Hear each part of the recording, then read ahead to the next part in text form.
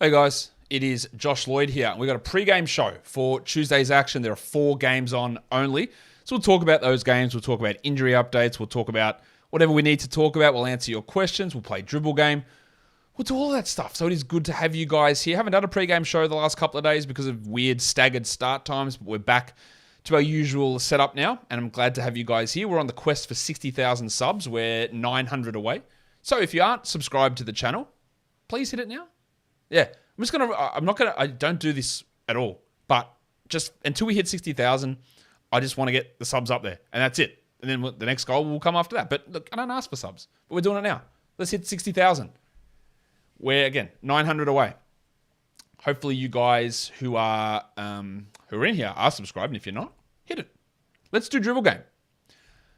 How can we go with this? I haven't done dribble game for a few days. Ja Morant to Jalen Smith. Ja Morant to Jalen Smith. To Anthony Melton? Did Melton play with Smith? I think he might have. Or did he?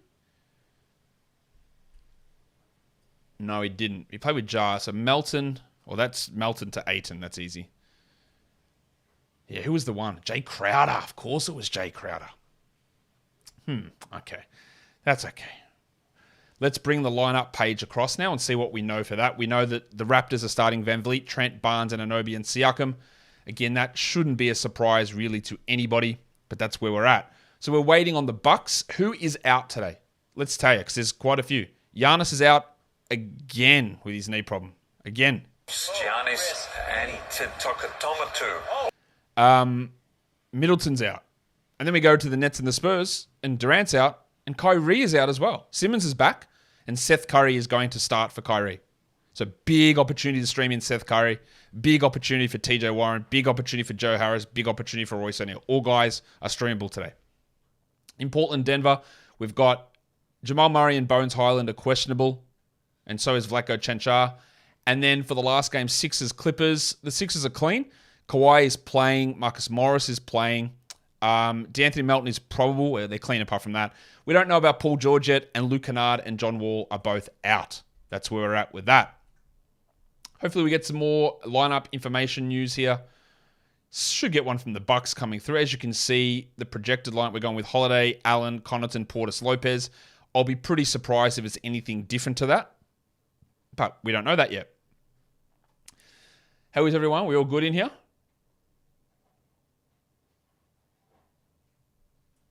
Let's go through. Let's get some questions.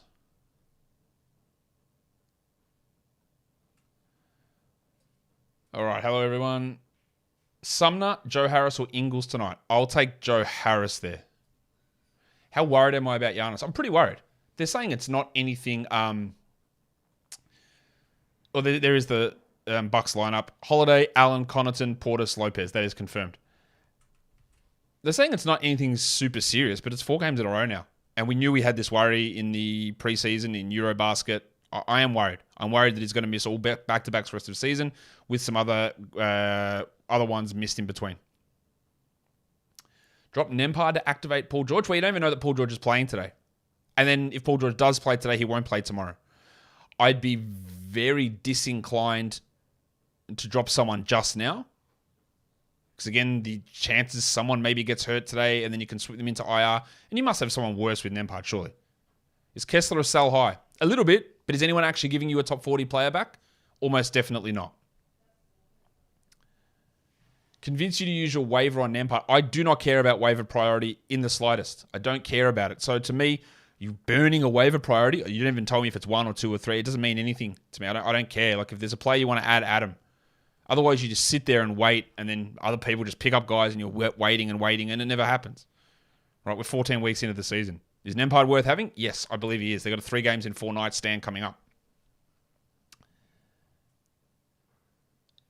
Have I ever seen the guy that rates the warnings, and what are my thoughts? Yes, Seamus, I have seen that guy. Wonder who he is. I have seen him do it. I'm not sure how he's grading them. But, good for him. Always leaving comments is great. Why is Rubio one of my favorite players? I just think he's a fun player. He's exciting to watch. Thought he got unfairly bashed at portions of his career. And I thought that his impact was always way, way ahead of the way that people talked about him. And finally, people are coming around to the impact that he has. But I just always thought he was a fun player to watch. Samuel Shembry says, is Suggs worth keeping? Is he a drop in 12-team leagues? Welcome to the show, Samuel. I guess you haven't been here for a while. He shouldn't have been picked up when he was injured. He shouldn't have been picked up when he returned. He's definitely not a 12-team league player. And I've said that a million times. Timberwolves injury report just came through. Anthony Edwards is questionable again with that hip issue. Gobert is questionable. Are these idiots seriously going to list Rudy Gobert as questionable? You've got to be joking me. They're going to list him as questionable after leaving the last 2 games early because of a groin issue. I've seen it all. What is wrong with these guys? Just sit the guy out. You got a back-to-back. You're going to list him questionable? Honestly, stupidity. The only 2 guys that got out are McLaughlin and Towns. Absolute stupidity. What statuses are we waiting on tonight is also something worth looking at. It's really Jamal Murray, Bones Highland, and Paul George. They're the major ones. That Gobert thing, man.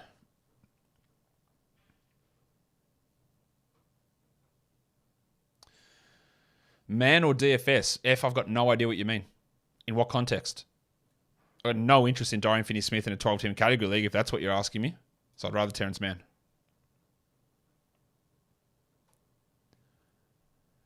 How is it seeing Şengün from a fantasy perspective compared to Jokic in his early years? Not quite the same.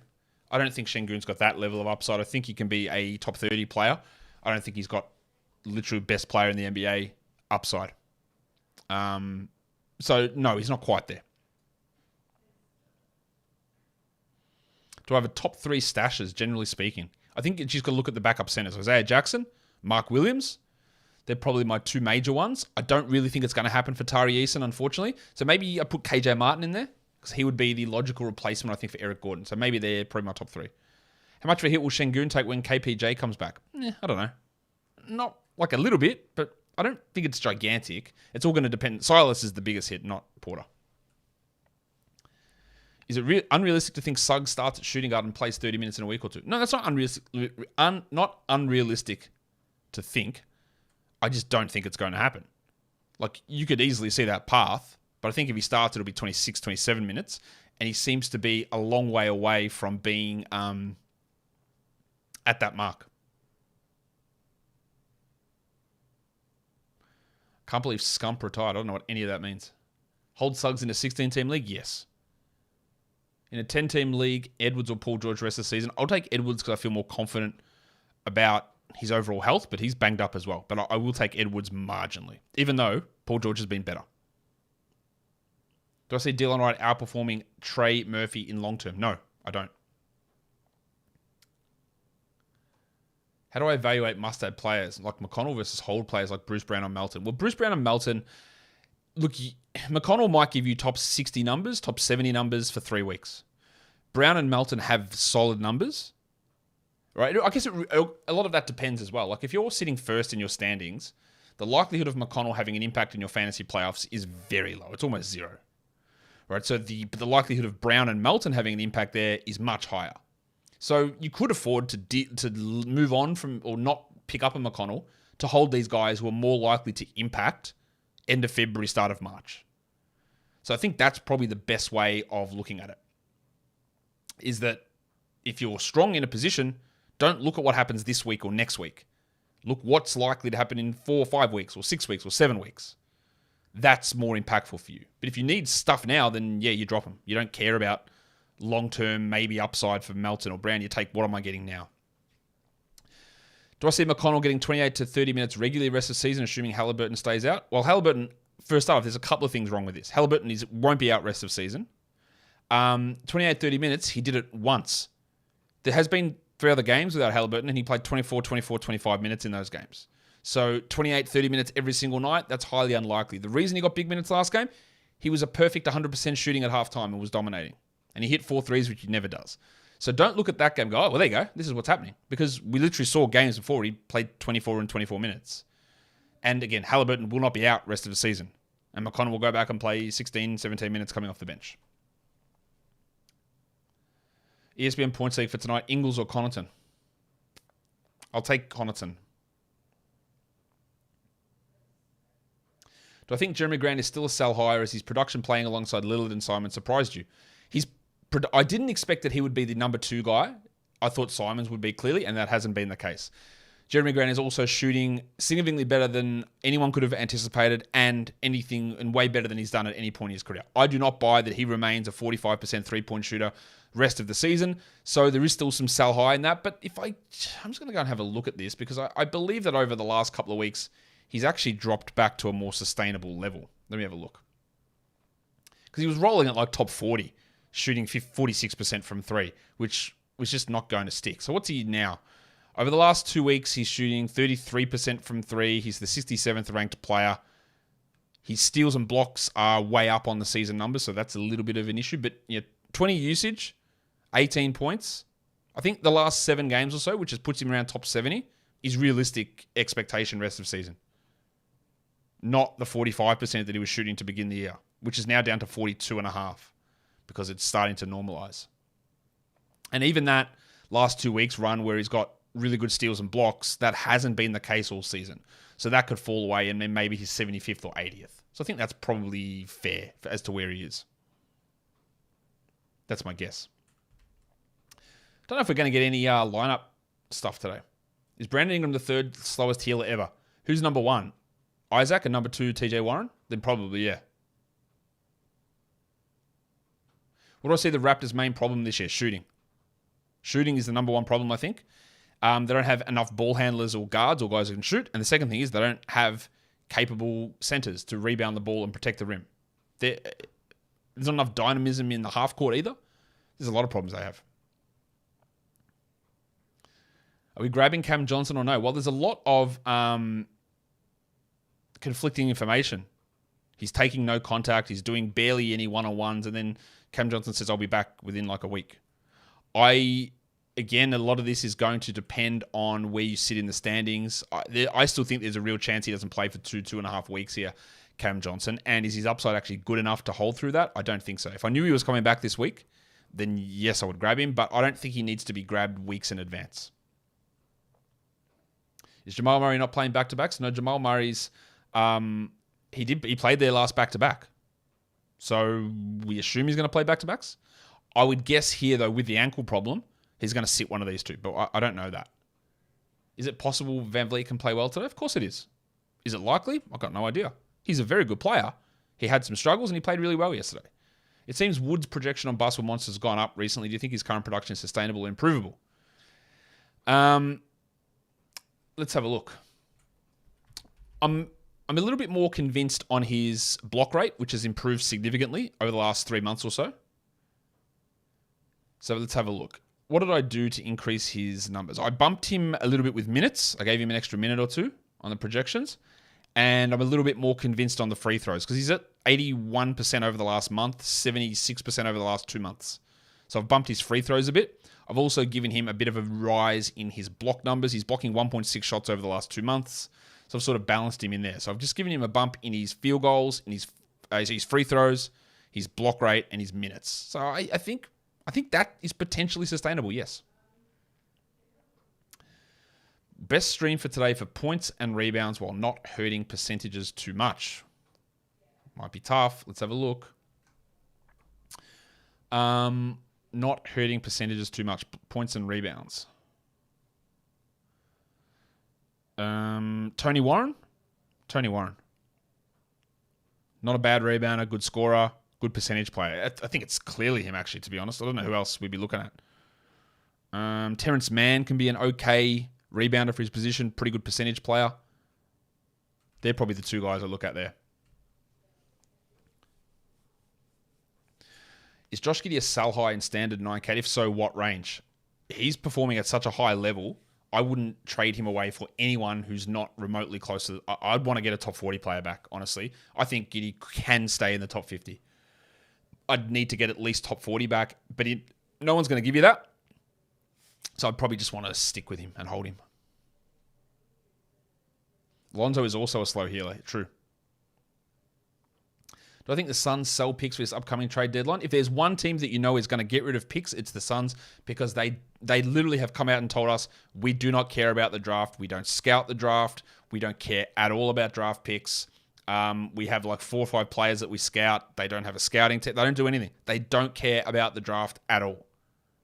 Whether that's a good move or not, I've got no idea. But they don't care.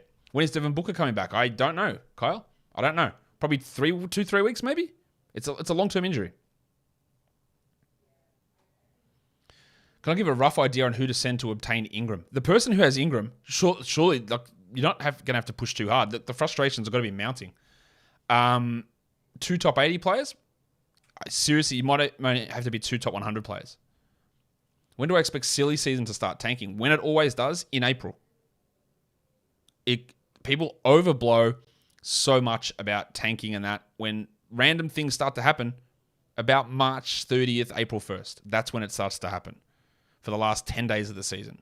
Not, as some people claim, in January or All-Star break. It's April. Realistic expectation for Jonathan Isaac? I don't have high expectations for him. 10 points, 4 rebounds, 17 minutes a night, sit all back-to-backs. I think that's realistic. Not even 10 points, 7 points. He's not a big scorer.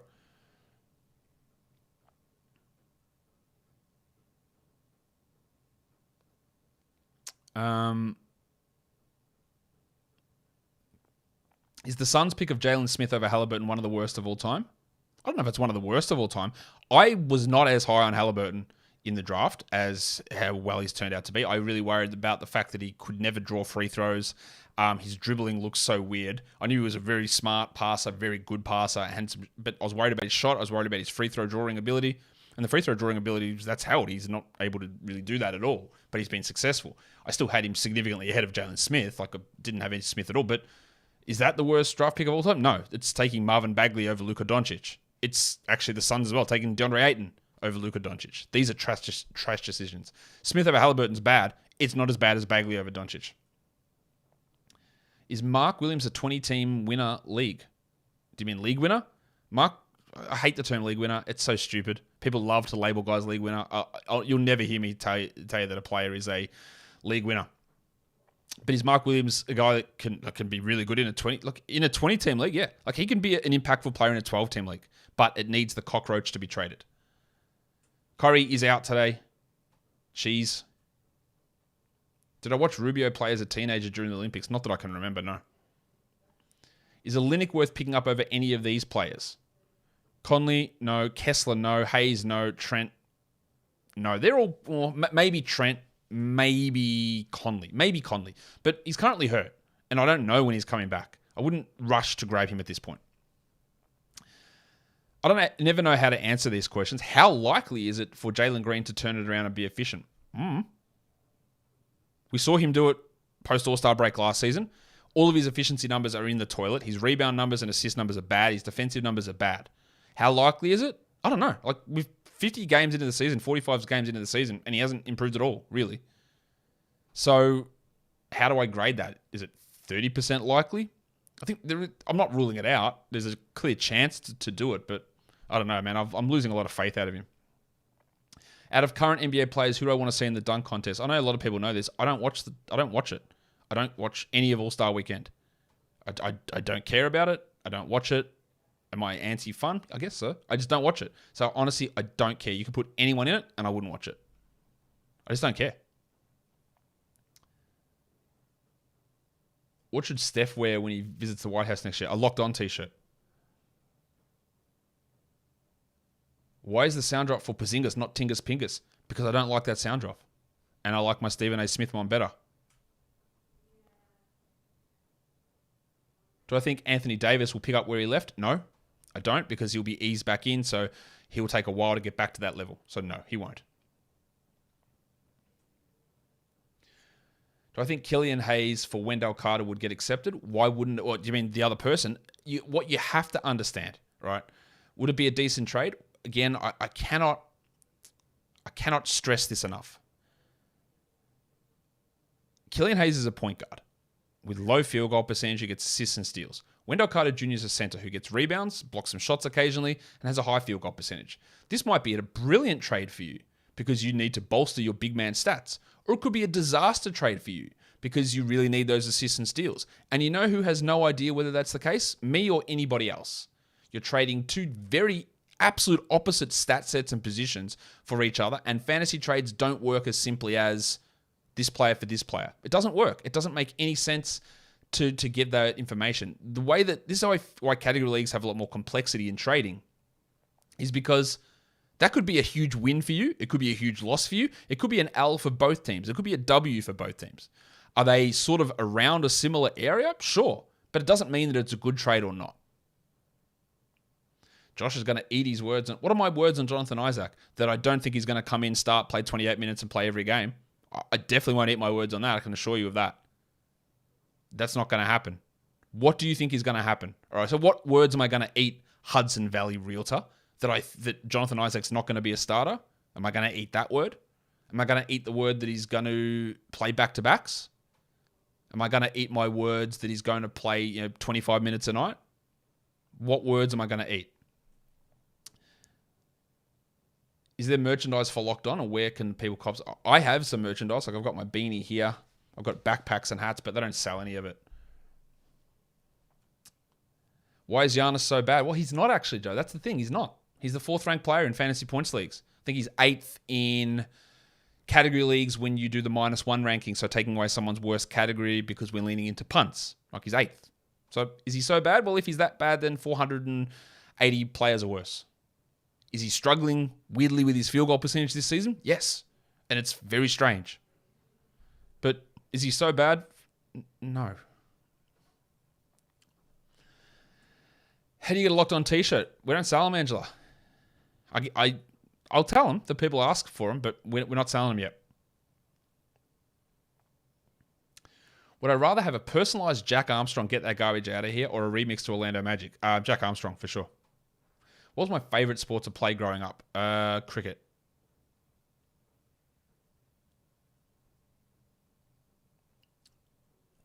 Who do I think is the best center on the Hornets currently? It's Mason Plumlee. It is the cockroach. He is the best center on this team currently. That's not saying much. And he doesn't lead them to wins. And he's still really bad. If I ask me who the best center defensively on the Hornets, well, it's probably Williams. It's not Plumlee. But the best overall center doesn't actually matter because its context has got to be provided. And is he the best option to be starting at center for them? No, he's not. Because he sucks defensively. He's got no future on the team. He's 33 years old. He's an unrestricted free agent, and they just spent the 15th pick after trading away the 13th pick when they could have had a center to keep Mark Williams there and then not give him any minutes. And your team sucks. You're not sitting an unbelievably good player to develop Mark Williams. You shouldn't be giving Plumlee more minutes as the season goes on. That's my point with it.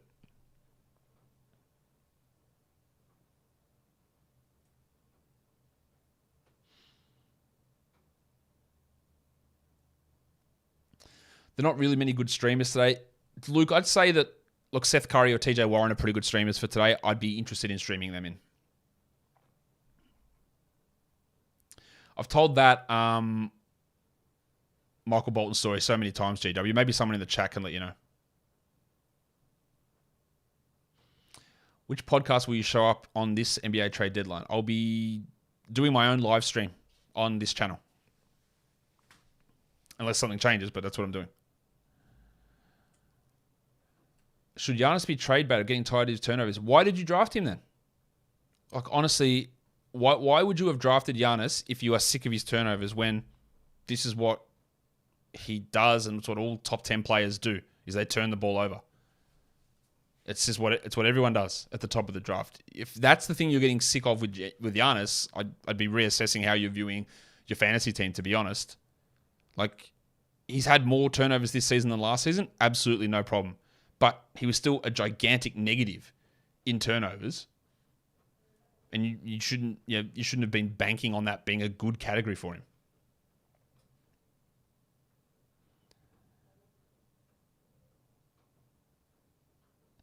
I've held Middleton throughout, but I'm growing impatient. Could I get top 50 for him currently?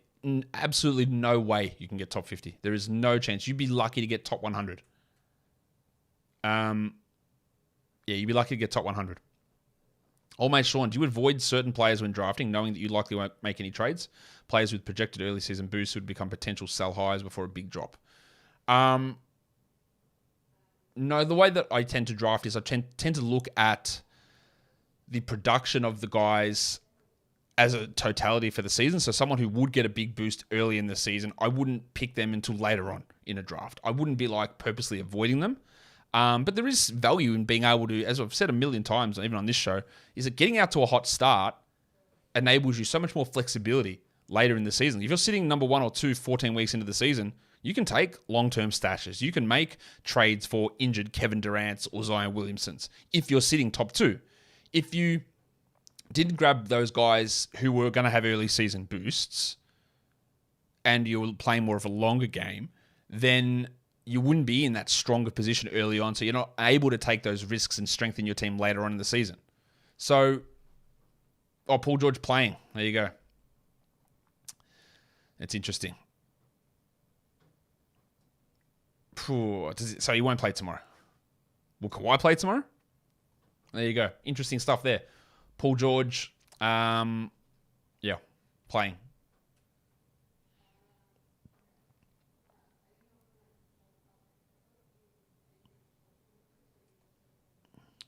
Are you Jonathan Isaac's mum, ghostwriter, TV booking appearance agent?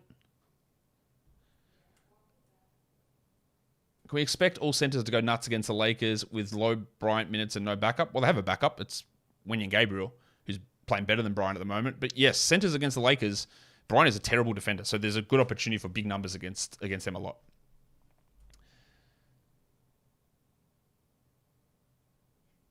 Is Vassell a stash if you have IL? If you've got an open IL slot, then yeah.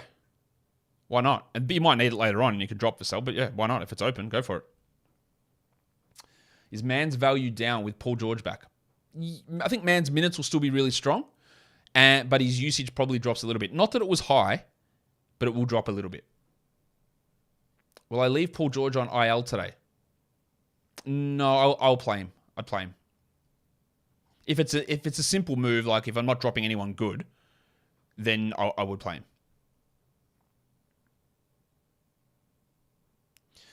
I'm a commissioner in a 12-team league. A commissioner traded Gary Trent Jr. for LaMelo, and it was passed. Is that collusion? Yeah, it feels like it. It's a terrible trade. But what you need to do is you need to talk to the guy, or the guy that traded away LaMelo Ball. Where is he in the playoff picture? Is he in the playoffs? Is he not setting his lineups? You got to ask the question and go, well, why did you do that trade? And he might have a reasonable expectation, or he might have an excuse. Look at Gary Trent. He's ranked 25th. Obviously, fraudulent rankings, but whatever he is, because he doesn't turn the ball over. And you go, LaMelo, I'm worried about his ankle. The Hornets are going to start tanking. He's going to be a shutdown risk. Again, it's bullshit. But if there is reasons, you can make that argument. It's a terrible decision. But often the times when people are actually colluding, when you say, what's the reason? And if someone says, I just think Gary Trent will end up being a better player than LaMelo Ball. And you go, well, you're lying. Clearly, like you're cheating. Or they'll just flat out say, well, man, he just asked me to. And I said, all right. Right? That's where you know it's collusion. But you can get some information just by asking the question most of the time. Like, it's a terrible trade, obviously. But some people are terrible fantasy managers.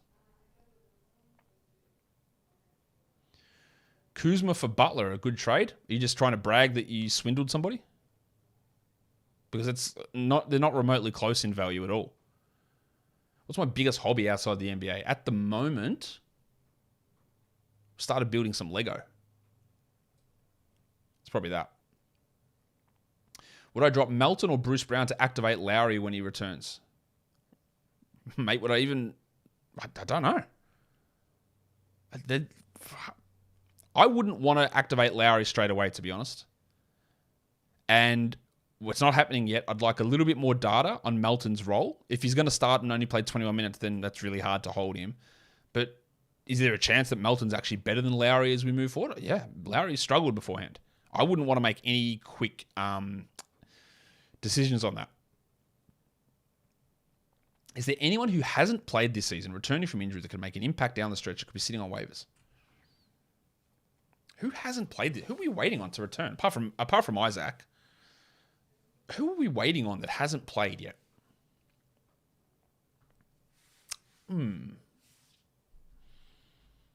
I can't really think of anybody. I'm sure there's somebody, but I can't really think of anybody. What's my basketball background? I didn't play basketball growing up. I've just watched basketball for 30 plus years, but I don't play basketball. This wasn't the sports that I played. I played other sports. I didn't play basketball. So what's my basketball background? Not that it matters, but I don't play it. Lonzo Ball. Yeah, but he's not going to play. Yeah, Lonzo's not going to return. Crowder, is he? Yeah. I don't think he's going to be a 12-team league player.